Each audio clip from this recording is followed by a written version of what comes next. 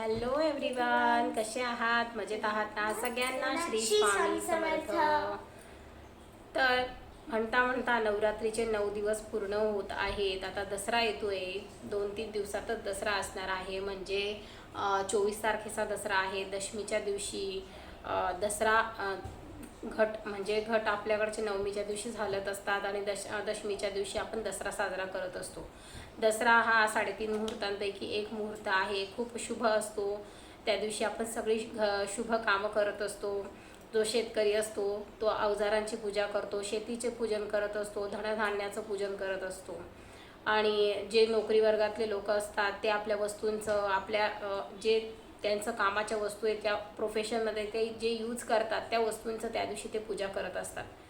तर त्याच पद्धतीने आपल्याला दसऱ्याच्या दिवशी एक महत्त्वाचं काम करायचं आहे. ते म्हणजे विद्यार्थ्यांसाठी महत्त्वपूर्ण म्हणजे त्यांची शस्त्र कोणती आहेत, तर त्यांची शस्त्र आहेत त्यांची पुस्तकं, त्यांचे नोटबुक, इतर ग्रंथ आपल्या घरातले, ह्या सगळ्या गोष्टी हे आपले शस्त्र असतात. आणि विद्यार्थ्यांसाठी तर त्यांचं शस्त्र अस्त्र तेच आहे, कारण ते त्याच्यावरच काम करत असतात.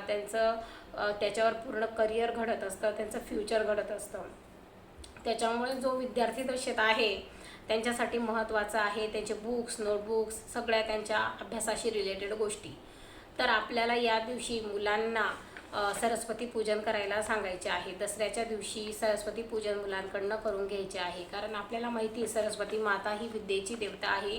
तिचं पूजन केल्यानंतर आपल्याला विद्येमध्ये आपली प्रगती होत असतेच. त्याच्यामुळे आपल्याला या दिवशी इतर गोष्टींबरोबर, बाकी तर आपल्याला पहिल्यापासून माहीत आहे की आपण कोणत्या कोणत्या गोष्टींचं पूजा या दिवशी करत असतो, पण आपल्याला महत्त्वाचं म्हणजे सरस्वती पूजन या दिवशी करायचं आहे.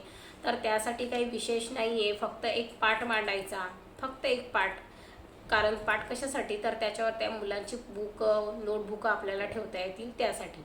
काही आपल्या घरातली महत्त्वाचे ग्रंथ, देवाचे पुस्तकं, आरती संग्रह, काही आपण पुस्तकं वाचण्याचा आपल्याला छंद असेल तर आपल्या घरातली पुस्तकं, ही सगळी पुस्तकं आपल्याला त्या पाटावर मांडायची असतात. मुलांची पुस्तकं, नोटबुक त्याच्यावर मांडायची असतात. आणि सिंपल अशा ब्लँक पेजवरती असं सरस्वतीचं ड्रॉइंग काढून घ्यायचं. सरस्वतीचं ड्रॉइंग काढून किंवा एखादी बोर्ड असेल व्हाईट बोर्ड, त्याच्यावरती पण आपण सरस्वतीचं ड्रॉइंग काढून ते भिंतीला असा ठेवू शकतो भिंतीला. आणि त्याच्यासमोर आपण पाठ मांडून ते सगळे बुक्स त्याच्यावर आपल्याला ठेवायचे आहेत. अशा पद्धतीने आपल्याला करायचं आहे. बघा वरती इथे श्री केलेला आहे. आता फ्रंट कॅमेऱ्यामुळे तुम्हाला तो उलटा दिसते आहे. त्याच्यानंतर इकडे ओम काढलेला आहे आणि इकडे स्वस्तिक काढलेला आहे. तर अशा पद्धतीने आपल्याला ड्रॉइंग करायचे आहे आणि हे 3 चिन्ह इथे काढायचे आहे. सरस्वतीचं ड्रॉइंग तुम्हाला यूट्यूबवरती मिळूनच जाईल.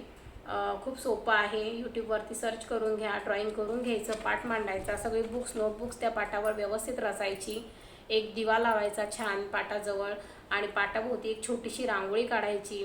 आणि पहिले गणपतीचा नमस्कार करायचा, गणपतीचं पूजन करून घ्यायचं. त्याच्यानंतर आपल्याला सरस्वती मातेचे जे पण मंत्रश्लोक येत असतील ते आपल्याला मंत्र बोलायचे. त्याच्यानंतर पुष्प आपल्याला अर्पण करायचं सरस्वती मातेला. त्याच्यानंतर खडीसाखर वगैरेचा नैवेद्य आपल्याला दाखवायचा आहे. आपल्या घरात जर फळ असेल तर फळाचा नैवेद्य आपल्याला दाखवायचा आहे.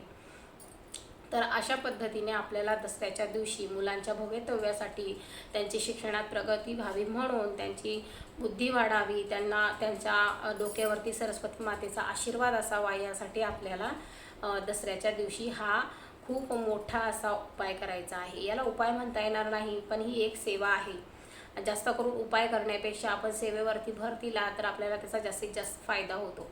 त्याच्यामुळे ज्यांच्या घरामध्ये लहान मुलं आहेत, म्हणजे कोणत्याही दशेतली मुलं असू द्या, कॉलेजला असू द्या, शाळेत असू द्या, तरी पण प्रत्येकाने ही जी सेवा आहे ही दसऱ्याच्या दिवशी न विसरता करायची आहे. तर खूप साधं सोपं आहे. तर तुम्हाला सरस्वती मातेचे जे मंत्र शिकवले जातात किंवा नित्यसेवेच्या बुकमध्ये पण सरस्वती मातेचा मंत्र दिलेला आहे. ओम ह्रीम क्लीम सरस्वते बुधजनने स्वाहा, एम ह्रीम क्लीम सरस्वते बुधजनने स्वाहा, हा एक मंत्र आहे जो नित्यसेवेच्या पुस्तकात दिलेला आहे.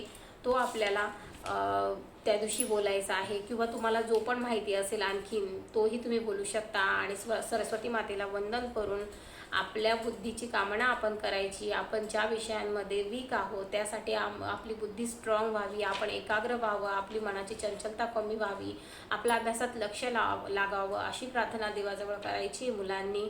आणि मनोभावे देवी मातेचा आशीर्वाद तुम्ही त्या दिवशी घ्या.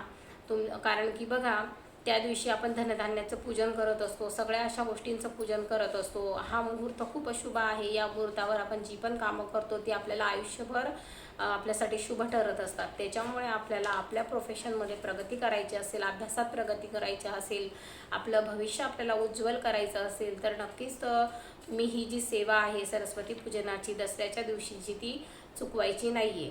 तर मग नक्कीच तुम्हाला या व्हिडिओ मागचा हेतू कळलेलाच असेल. तर हा व्हिडिओ तुम्हाला आवडला असेल तर नक्की लाईक करा, चॅनलला सबस्क्राईब करा आणि जास्तीत जास्त शेअर करा. तर मग भेटूया पुन्हा अशाच नवीन व्हिडिओसोबत. तोपर्यंत श्री स्वामी समर्थ.